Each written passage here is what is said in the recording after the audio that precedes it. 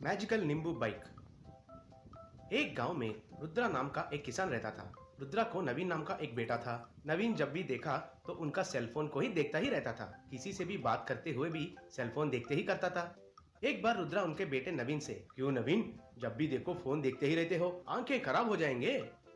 नहीं पिताजी, मोबाइल में मेरा प्रोजेक्ट संबंधित वीडियोस देख रहा हूँ। इतने में रुद्रा का दोस्त कुशाल उधर आया था। कुशाल बहुत लालची आदमी था। रुद्रा कुशाल को देखकर, क्यों भाई कुशाल, कैसे हो, सब ठीक ठाक है ना घर पे? सब कुछ ठीक ठाक है, तो मैं यहाँ कैसे आता हूँ? क्यों भाई, क्या हुआ? कुछ भी नहीं, मेरे पास 10 एकड़ का खेत है। अब तो गर्मी का मौसम है ना, इसलिए नींबू का खेत लगाने के लिए देख रहा हूँ। लेकिन मेरे पास ट्रैक्टर नहीं है। तुम 10 लाख का इंतजाम किया तो बाद में मैं वापस कर दूंगा। तब रुद्रा ठीक है कहकर उनको 10 लाख रुपए दिया। तब कुशाल नवीन को देखकर, ये क्या हुआ है तेरे बेटे को? तब से लेके फोन पर ही बैठा हुआ है। हाँ उसे छोड़ दो, कुछ प्रोजेक्ट वर्क कर रहा है। तुम पहले तुरंत जाकर एक ट्रैक्टर खरीद कर तुम्हारे खेत का काम शुरू करो। बाद में कुशाल एक ट्रैक्टर खरीद कर नींबू का खेत लगाया। कुछ दिनों के बाद उसको अच्छा फायदा भी हुआ और पैसे भी बहुत कमाया। एक बार रुद्रा कुशाल के पास आकर, क्यों भाई कुशाल, कैसे हो, धंधा अच्छा चल रहा है लगता है, तो मेरा 10 लाख वापस कर दोगे? अरे अरे अरे अरे, अब भी मैंने खेत को लीज पर दे दिया, फिर भी उतना पैसे मेरे पास कैसे रहते हैं, तुम ही बोलो। ये क्या है, इतना बड़ा मकान बनाया और ऊपर से पैसे नहीं है बोल रहे हो? मुझे तो यकीन नहीं हो रहा है। तुम्हारे यकीन से कोई लेना देना नहीं है, फिर भी तुम्हारे पास पैसा उधार लिया है कहकर किसी को भी पता भी नहीं है। चाहिए तो उधर पुराना जंग लगा हुआ बाइक पड़ा हुआ है, वो ले जाओ। कहकर उधर से चला गया। तब रुद्रा को कुशाल की चाल समझ में आ गया और उसका पुराना बाइक को लेकर उधर से घर निकला। रास्ते में वो गाड़ी रुक गया था। जितना भी कोशिश किया लेकिन वो बाइक स्टार्ट नहीं हुआ। छी, ये जंग लगा हुआ बाइक भी काम नहीं कर रहा है। पहले उस कुशाल पर विश्वास करना मेरी गलती है, कहकर दुखी होने लगा। उसी समय पर उस तरफ जाने वाले स्वामी जी रुद्रा को दुखी होते हुए देखकर, क्या हुआ बेटा, क्यों परेशान लग रहे हो? तब रुद्रा उसके साथ जो हुआ वो स्वामी जी को समझाया। इतनी छोटी सी मुश्किल के लिए परेशान हो रहे हो? वो आदमी पैसों की लालच बन गया है। तुम भी उससे बढ़कर नींबू को उगाओ और अच्छे से कमाओ, बस। अभी के अभी कैसे मुमकिन होगा स्वामी जी? तब स्वामी जी उस पुराने बाइक को आशीर्वाद किया।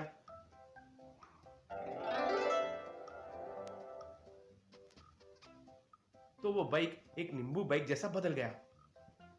ये लो, ये मैजिकल नींबू बाइक है।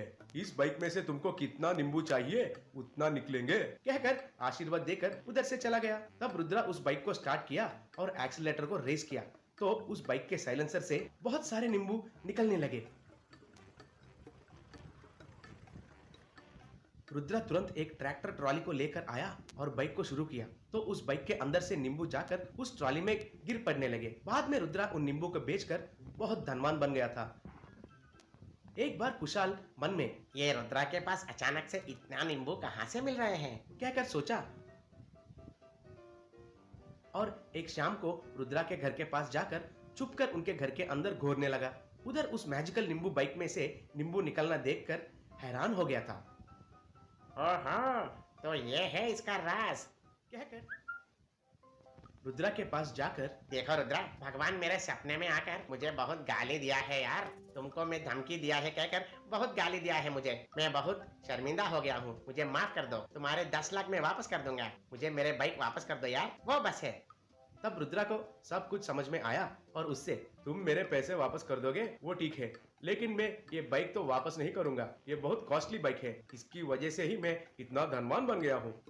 ठीक है ठीक है, एक काम करता हूँ, मैं अपनी खेत को तुम्हारे नाम कर देता हूँ, चाहिए तो ले लो, कहकर पैसे, जमीन के कागजात और पूरा संपत्ति सब कुछ उनको दे दिया। इस बार फिर से कुशाल नवीन को देखकर, अरे ये तुम्हारे बेटे को फिर से क्या हो गया? पहले बार भी फोन में था, अब भी फोन में भी है, कोई समझाओ उसे।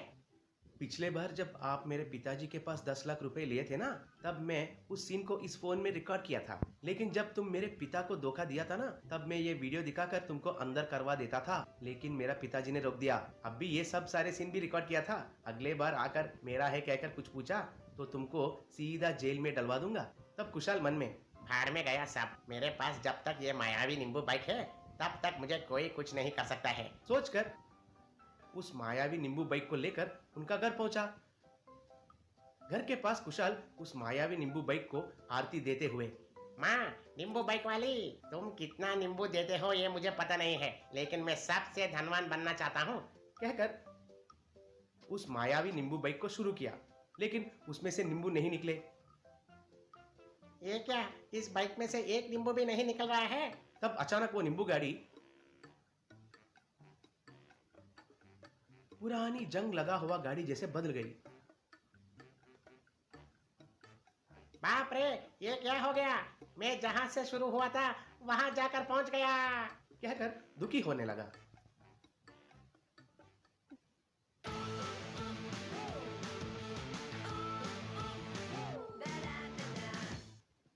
गरीब बेटे का खिलौना। एक समय की बात है कि एक गांव में जगदेव नाम का एक मटकों का व्यापारी हुआ करता था। वो रोज मिट्टी के मटके बनाकर गांव में मटके भाई मटके। यूं बेचा करता था। एक दिन जगदेव का बेटा सिद्धार्थ मटके बना रहे पिता को देखकर वहां आकर, पिताजी पिताजी मुझे भी खिलौने चाहिए पिताजी, मुझे उनके साथ खेलना है, खिलौने तो चाहिए ना, मैं दूंगा। कहकर मिट्टी से कार, जीप ऐसे खिलौनों को तैयार किया। हे, मिट्टी के खिलौने बहुत अच्छे पिताजी, सुपर, मुझे बहुत अच्छे लगे पिताजी, यूं कहकर उनके साथ खेलने लगा। इतने में साइकिल लेकर राज नाम का एक धनवान परिवार का लड़का वहां आकर उस मिट्टी के खिलौनों को ठोकर मार दिया। बस वे मिट्टी के खिलौने टूटकर मिट्टी में मिल गए। अरे अरे अरे, ये क्या, ऐसे मिट्टी बन गए हो? ये तो मिट्टी के खिलौने हैं। क्यों रे, मेरे खिलौनों को क्यों मिट्टी में मिला दिया? दिखाई नहीं देता। रे, जानते हो तुम किससे बात कर रहे हो? राज, इस दुनिया का बाप हूँ मैं, याद रखो। अगर खिलौने हो तो सिर्फ मेरे पास ही रहना चाहिए, तब भी सब आकर मेरे साथ खेलेंगे ना, वरना तेरे पास आ जाएंगे। जिसके खिलौने हैं उसकी मर्जी, तुझे क्या?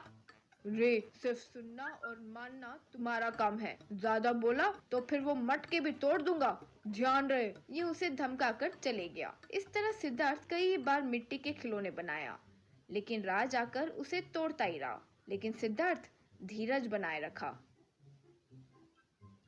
एक बार जगदेव बीमार पड़ गया। तब सिद्धार्थ घर की जिम्मेदारी लेते हुए पिता से, पिताजी आप आराम कीजिए, मैं मटकों को बनाकर उन्हें बेचा करूंगा।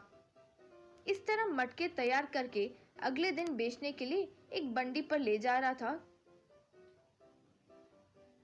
तो इतने में राज आकर, क्यों रे, तुम्हें कितनी बार कहूँ, मिट्टी के खिलौने, मिट्टी के मटके ऐसे ना बेचो। देखो राज, मेरे पिता की तबीयत ठीक नहीं है, अगर मैं ये सब नहीं बेचूं तो हमारा घर नहीं चलेगा, प्लीज कृपया करके रास्ते से हट जाओ। क्यों रे, मुझे ही कहानियां सुनाओगे? कहकर उन मटकों को लात मारकर तोड़ दिया। सिद्धार्थ को गुस्सा आया, लेकिन वो कुछ नहीं कर सका और वहां से चले गया। उस रात सिद्धार्थ अच्छे से सोचकर इस राज को किसी तरह सबक सिखाना होगा, यूं सोचकर एक स्पेशल मटका बनाया।